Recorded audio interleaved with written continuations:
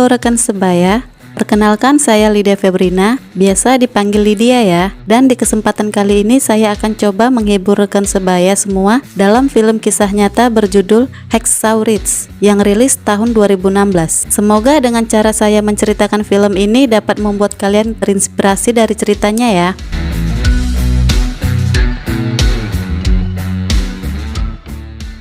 Film ini saya awali dengan memperlihatkan seorang pria bernama Desmond Doss atau biasa dipanggil Desmond. Di sini ia sedang membersihkan jendela di sebuah gereja dan bisa dibilang kalau Desmond adalah umat Kristen yang sangat taat pada agamanya. Saat ia sedang sibuk dengan pekerjaannya itu, ia melihat ada keributan di luar gereja dan ternyata ada seorang anak sedang terluka saat memperbaiki mobilnya.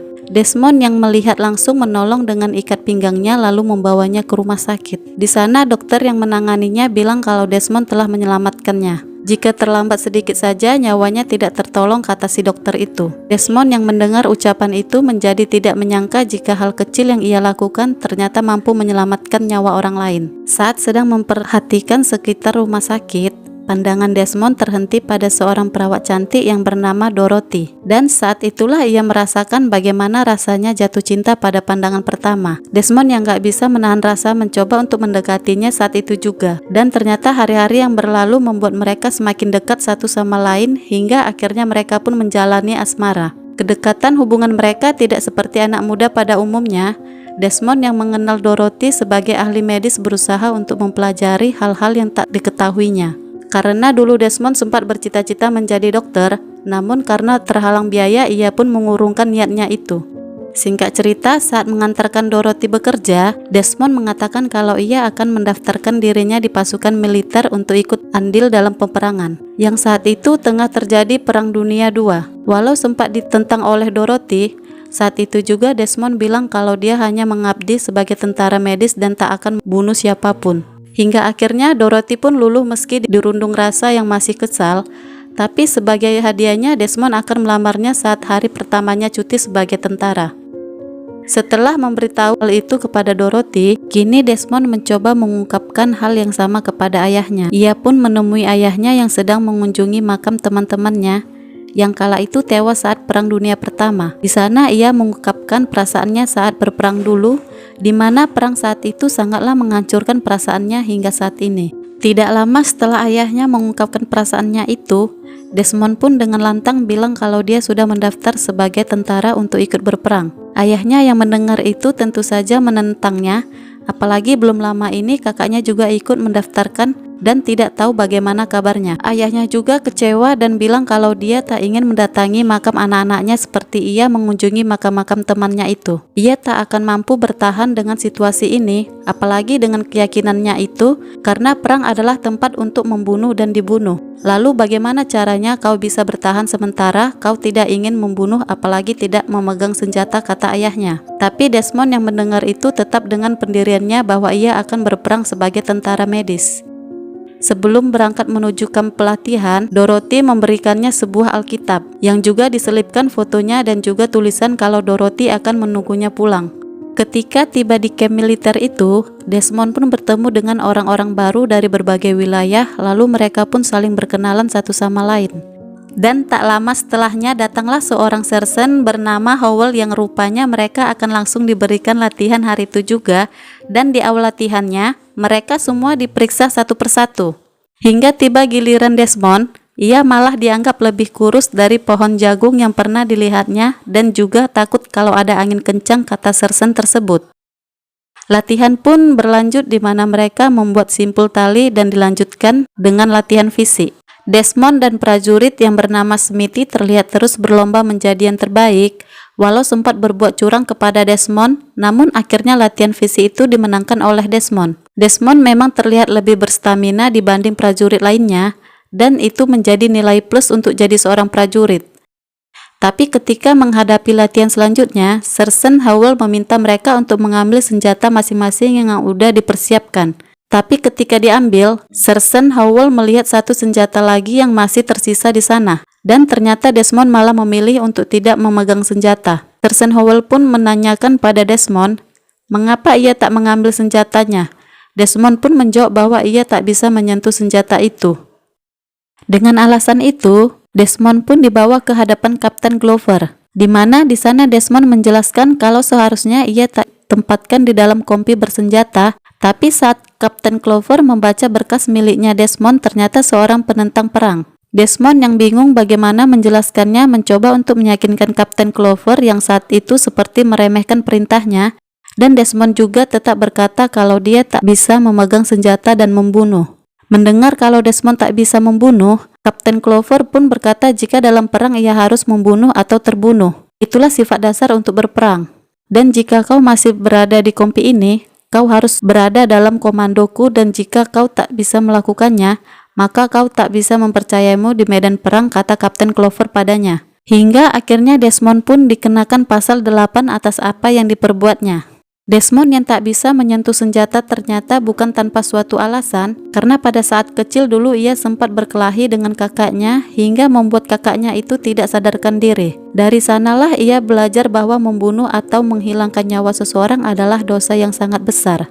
Sewaktu berada di lapangan ketika prajurit sedang latihan menembak, Sergeant Howell memberitahukan pada mereka bahwa Desmond merupakan seorang penentang perang, yang artinya ia tak suka kekerasan bahkan tak ingin menyentuh senjata. Di sana ia juga bilang kalau saat perang nanti kalian gak perlu mengharap Desmond dapat bekerja sama karena dia adalah menentang perang, hingga akhirnya Desmond pun menjadi bahan bulian saat itu. Pada malam harinya saat Desmond sedang membaca Alkitab miliknya, datanglah Smithy yang mencoba untuk memancing kemarahan Desmond, yang saat itu memintanya untuk memukul dirinya, tapi Desmond tetap gak bisa. Walaupun foto dari kekasihnya sempat diambil oleh Smithy, Desmond tetap rendah hati dengan pendiriannya itu. Kemudian setelah bicara pada salah satu pimpinan di sana, Desmond akhirnya nggak bisa dikenakan pasal 8 karena ia merupakan penentang perang yang sah dan diizinkan untuk tidak memegang senjata. Ia juga dapat ditugaskan menjadi tentara medis dengan syarat dia harus menyelesaikan seluruh pelatihannya. Hal itu pun disampaikan kepada Kapten Glover, tapi rupanya Kapten Glover tak bisa menerima hal itu begitu saja. Karena Desmond tidak dianggap berguna bagi timnya, Sergeant Howell dan Kapten Clover berencana untuk membuat hidup Desmond menjadi sulit di kompi itu. Ia pun memerintah untuk membersihkan WC, sampai Kapten Howell pun berusaha mencari-cari kesalahan Desmond. Hingga di suatu malam pun sampai dihajar oleh teman-temannya karena telah membuat mereka bekerja di hari libur. Di pagi harinya saat Sergeant Howell mencari Desmond, ia melihat kasur Desmond yang penuh dengan noda darah. Dan saat itu juga ia melihat Desmond dengan wajah yang babak belur. Kemudian, Sergeant Howell bilang bahwa ini tidak baik bagi siapapun, tapi Desmond menjawab kalau ini juga bukan alasannya ia mendaftar ke militer. Namun Kapten Howell bilang ini juga menyangkut nyawa teman-temanmu dan juga dirimu. Dan ia juga meminta Desmond untuk berhenti saja dan tak perlu malu karena tidak bisa melayani negara. Mari ku antar kau keluar, kata Sergeant Howell. Tapi jawaban Desmond malah bilang kalau dia masih ada tugas jaga tambahan dan juga di dapur. Melihat kegigihan dari Desmond, Kapten Howell akhirnya tidak bisa berkata apa-apa lagi. Dibully, ditindas, bahkan dijauhi oleh temannya ternyata tak mampu menyurutkan semangat Desmond untuk berhenti dari militer. Pada hari berikutnya, semua prajurit di sana terlihat telah selesai melaksanakan pelatihan dan sampailah hari di mana mereka akan mengambil cuti. Di hari itu, Desmond harusnya mendapatkan cuti dan akan menikahi Dorothy di sore harinya. Karena alasan belum melakukan pelatihan dasar yaitu latihan senjata, Desmond tidak diizinkan untuk mengambil cuti, lalu ia diminta untuk memegang senjata agar surat cutinya ditandatangani. Tapi Desmond dengan prinsipnya ia menolak untuk memegang senjata. Dan sanksinya dia akan dibawa ke mahkamah militer dan harus menghabiskan masa perang di dalam penjara militer. Di sisi lain, Dorothy dan keluarganya menunggu kedatangan Desmond. Tapi sudah pasti Desmond tidak dapat hadir karena sepertinya yang kita lihat kalau ia sudah di dalam tahanan dan menunggu hari sampai ia disidang.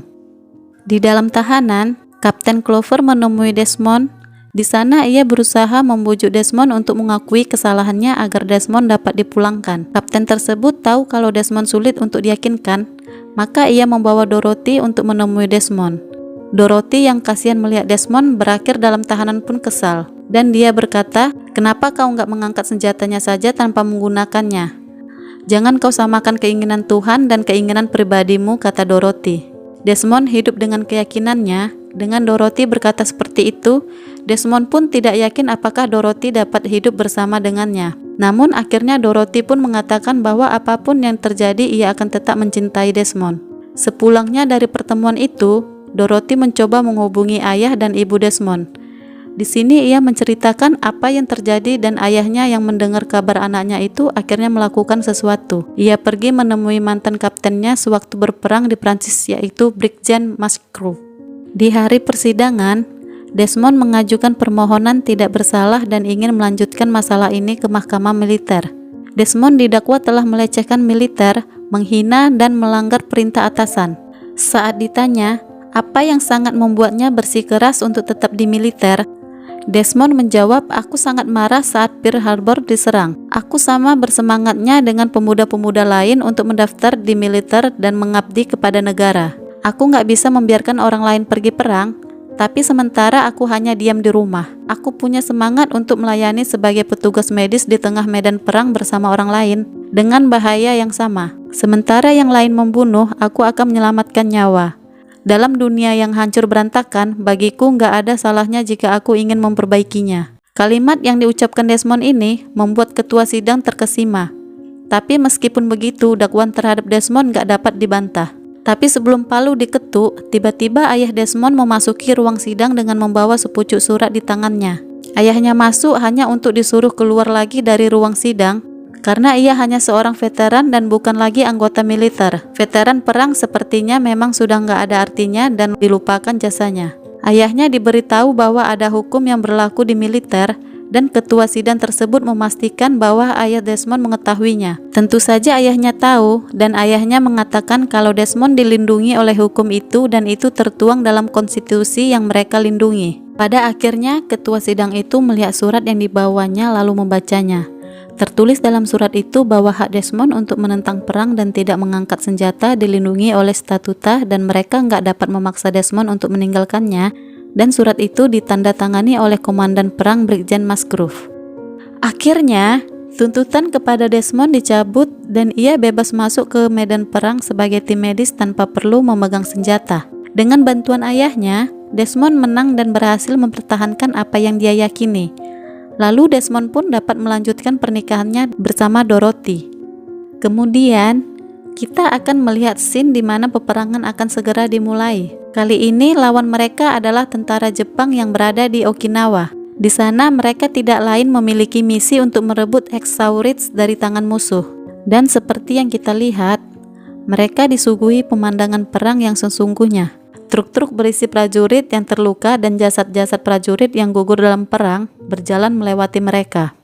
Di sebuah gubuk, mereka beristirahat dan bertemu dengan sisa prajurit yang baru kembali dari garis depan. Salah satu prajurit pun bertanya kepada salah satu tim medis yang bernama Irv, bagaimana rasanya berada di sana.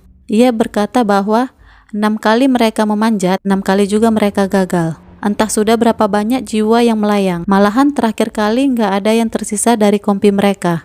Tentara Jepang terus berdatangan, nggak takut mati dan nggak pernah menyerah. Misi mereka adalah menaklukkan Hacksaw Ridge. Jika mereka berhasil, maka kemenangan berada di tangan Amerika Serikat. Setelah angkatan laut yang katanya akan melemahkan Jepang dengan menembakkan meriam ke atas tebing, mereka mulai mendaki. Prajurit yang baru datang saja tiba berpikir bahwa nggak ada yang selamat dari ledakan sebesar itu. Tapi bagi mereka yang telah berulang kali naik turun, sudah mengetahui bahwa tentara musuh itu seperti zombie yang nggak pernah mati. Tembakan dari angkatan laut hanya mengulur waktu untuk mereka bersiap-siap naik ke atas dan bersembunyi. Hujan darah mulai mengucur saat mereka memanjat tebing. Setibanya di atas, pemandangan asap tebal, potongan tubuh, tulang belulang, dan darah di mana-mana itu cukup membuat nafas tercekat. Sungguh pemandangan yang nggak nyaman dilihat, tapi inilah peperangan. Baku tembak pun dimulai saat seorang prajurit nggak sengaja menyentuh tubuh prajurit lain yang dikiranya sudah mati, yang tiba-tiba saja terbangun dan berteriak. Akhirnya tentara musuh mengetahui kedatangannya dan peluru nggak dapat dielakkan menembus kepalanya. Peluru dan ledakan di mana-mana. Belum lama baku tembak dimulai, sudah banyak nyawa yang hilang. Teriakan permintaan tolong dari medis pun terdengar dari berbagai arah. Desmond mulai beraksi dan ia menyelamatkan salah seorang prajurit yang terluka. Ia bahkan menyelamatkan Smithy yang hampir menjadi mangsa tentara musuh yang hanya dengan tangan kosong. Lalu selanjutnya, Desmond berusaha menyelamatkan rekannya lagi yaitu Ralph, yang terkena ledakan dan kehilangan kakinya. Ia juga bertemu dengan rekan medis lain yang memintanya untuk meninggalkan Ralph yang terluka karena katanya nggak mungkin ia akan selamat. Tapi Desmond nggak akan melakukan itu karena ia punya prinsip untuk menyelamatkan nyawa teman-temannya, dan itu adalah alasan mengapa ia ikut berperang. Setelah mengurus temannya itu, Desmond bergerak cepat kembali ke garis depan menyelamatkan Frank yang terkena tembakan. Di sini tujuan pertama mereka adalah untuk membombardir bunker tentara Jepang. Mereka harus meledakkan dan menghancurkannya untuk melemahkan benteng pertahanan musuh. Dan dari perjuangan keras dari para prajurit, mereka pun akhirnya berhasil meledakkan bunker Jepang. Lalu operasi akan dilanjutkan besok dan mereka diminta untuk berjaga dan beristirahat secara bergantian. Tapi Desmond bukannya menggunakan waktu untuk beristirahat, ia sudah siap kembali ke garis depan lagi untuk mencari para prajurit yang terluka. Desmond pun pergi ditemani oleh Smithy. Mereka berhasil menemukan beberapa prajurit yang terluka untuk dibawa ke tempat yang aman. Singkat cerita, malam pun tiba. Mereka berdua memutuskan untuk mencari lubang dan beristirahat. Desmond beristirahat duluan sedangkan Smithy bertugas untuk berjaga. Desmond yang ketiduran bermimpi kalau ia dan Smithy terbunuh oleh tentara Jepang. Ia pun terbangun dan terkejut. Lalu di sanalah kedekatan antara mereka tumbuh saat Smithy menanyakan alasan mengapa Desmond tidak mau mengangkat senjata di saat seperti ini. Dan Desmond pun menceritakan alasannya bahwa ayahnya suka melakukan kekerasan kepada ibunya. Desmond yang sayang dengan ibunya pernah melakukan pembelaan dengan melawan ayahnya, merebut pistol yang dipegang ayahnya dan menodongkannya tepat di depan ayahnya. Desmond nyaris saja menarik pelatut tapi tidak ia lakukan. Namun di dalam hatinya ia sudah melakukannya. Sejak saat itu ia berjanji kepada Tuhan untuk tidak memegang senjata lagi. Pada pagi harinya, suasana langsung ricuh karena tentara Jepang muncul dari lubang bawah tanah yang sangat banyak. Tentara Amerika yang kalah jumlah meminta bantuan angkatan laut. Dan saking kewalahannya karena tentara Jepang yang sangat banyak, mereka terpaksa harus mundur. Perang pagi itu lebih mengerikan daripada perang yang mereka alami kemarin. Beberapa dari mereka seketika tewas dan beberapa mengalami luka yang parah. Sergeant Howell tertembak di kaki, Smithy juga tertembak dan Desmond berusaha untuk menyelamatkannya. Tetapi pada akhirnya Smithy nggak tertolong. Serangan dari tentara laut Amerika membuat musuh menjadi terombang-ambing. Hal itu tentu saja dimanfaatkan oleh para prajurit untuk turun dari Hacksaw Ridge. Namun Desmond masih tetap di atas dan belum mau untuk turun. Desmond menangis dan bertanya kepada Tuhan, apa yang diinginkan Tuhan darinya. Ia nggak mengerti dan nggak bisa mendengar suara Tuhannya. Di saat itulah ia mendengar suara minta tolong. Mendengar suara minta tolong di tengah ledakan dan api yang membara, Desmond pun memutuskan untuk kembali masuk ke garis depan sendirian. Sementara di sisi lain, Kapten Glover bertanya pada prajurit berapa orang yang kembali dan ia mendapatkan laporan bahwa hanya 32 orang yang turun. Mengetahui itu, Kapten Glover segera meminta kepada kolonelnya untuk menghentikan serangan di Hacksaw Ridge dan sekaligus meminta tambahan serdadu lagi. Karena nggak mungkin kembali ke sana tanpa tambahan prajurit, namun kolonel bilang bahwa 3 batalion saja sudah habis dibantai pada hari itu. Mereka nggak punya pasukan yang tersisa dan perlu waktu untuk mendatangkan prajurit lagi. Sementara, Desmond sendiri masih terus mencari prajurit yang masih hidup dan menyelamatkan mereka, lalu membawa mereka ke tepian tebing dan menurunkannya dengan tali tambang. Entah berapa kali Desmond bolak-balik dari garis depan lalu mundur ke belakang untuk menurunkan para prajurit yang terluka parah. Di tengah misinya itu, Desmond hampir tertangkap dan ketahuan oleh tentara Jepang. Desmond juga dikejar dan diburu oleh tentara yang melihatnya. Untungnya dia berhasil lari ke gua bawah tanah.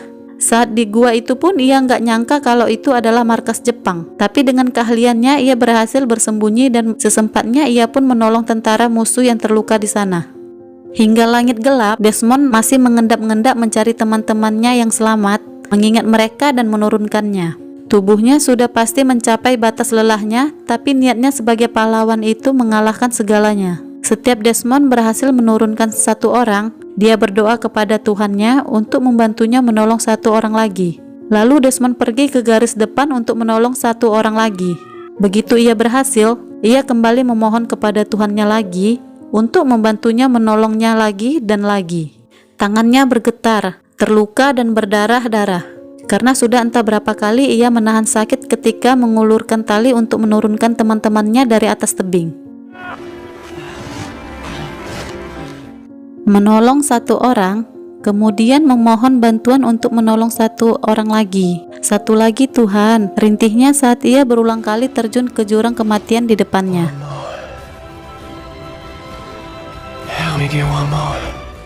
Saat pagi menyingsing, tentara musuh mulai keluar dari persembunyiannya. Desmond yang dari tadi malam beraksi pun bertemu dengan Sersan Howell dan Hollywood yang ternyata masih selamat dari peperangan itu. Desmond menolong dan mengobati mereka. Seperti orang yang masih penuh dengan energi, Desmond masih sempat melempar candaan ke Hollywood. Padahal ia sudah semalaman terjaga dan mencari prajurit yang masih hidup. Berita pulangnya prajurit yang terluka di tenda medis disampaikan ke Kapten Glover. Kapten Glover segera menemui mereka dan menanyakan pada Hollywood bagaimana ia bisa turun. Hollywood mengatakan bahwa Desmondlah yang melakukannya, hanya Desmond sendiri. Kembali pada Desmond yang masih berjuang, kini ia kembali hanya untuk Sersan Howell yang menunggunya. Tapi ia nyaris saja tertembak kalau bukan karena helmnya yang melindunginya. Desmond kemudian menarik Sersan Howell dengan tandu buatannya. Dan di belakang, Sersan Howell mengcover Desmond dari serangan tentara Jepang yang mencoba menembak mereka.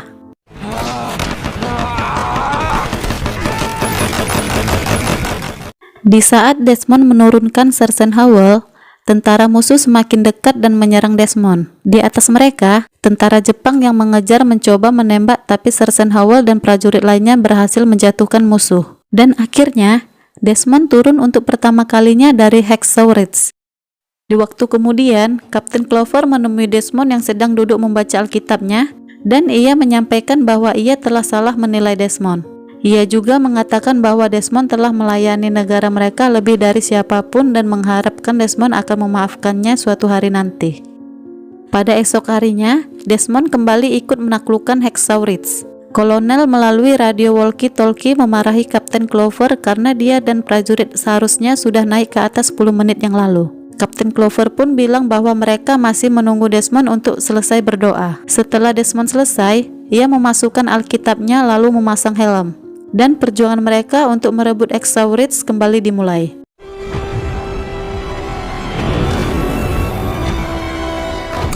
Pasukan musuh berhasil dikalahkan. Tentara Jepang pun keluar dengan bendera putih. Tapi itu hanyalah akal busuk mereka untuk memperdaya tentara Amerika. Nggak ada kata menyerah dalam kamus tentara Jepang. Mereka hanya berpura-pura menyerah karena untuk melemparkan granat. Tapi dengan cepat Desmond menangkis dan menendang granat tersebut. Namun sayangnya granat tersebut mengenai Desmond saat ia mencoba menyelamatkan Kapten Glover dan membuatnya mendapatkan cedera pada kakinya. Perjuangan pun tetap dilanjutkan. Tentara Jepang yang sudah terpojok memilih untuk nggak menyerah dan malah bunuh diri dengan cara mereka. Setelah perjuangan panjang, Hacksaw Ridge berhasil direbut. Lalu dengan Alkitab di tangannya, Desmond diturunkan dari Hacksaw Ridge. Desmond Doss, orang yang awalnya dikucilkan dan dibuli oleh teman-teman dan atasannya, pada akhirnya mendapatkan rasa hormat dan pujian atas keberanian dan ketulusannya. Ia mempertaruhkan nyawanya demi menyelamatkan teman-teman seperjuangannya. Dengan tubuhnya yang kecil dan tangannya yang gemetaran dan tanpa membawa senjata, Desmond Doss berhasil menolong kurang lebih 75 prajurit yang terluka pada pertempuran di Okinawa dalam misi menaklukkan Hacksaw Ridge. Baiklah rekan sebaya, cukup panjang saya membahas film ini karena kisah ini benar-benar membuat hati saya terinspirasi. Semoga rekan sebaya yang mengikuti dari awal juga terinspirasi ya. Terima kasih sudah menonton dan jangan lupa bagikan cerita inspirasi ini kepada sahabat dekat dan sampai jumpa di video berikutnya.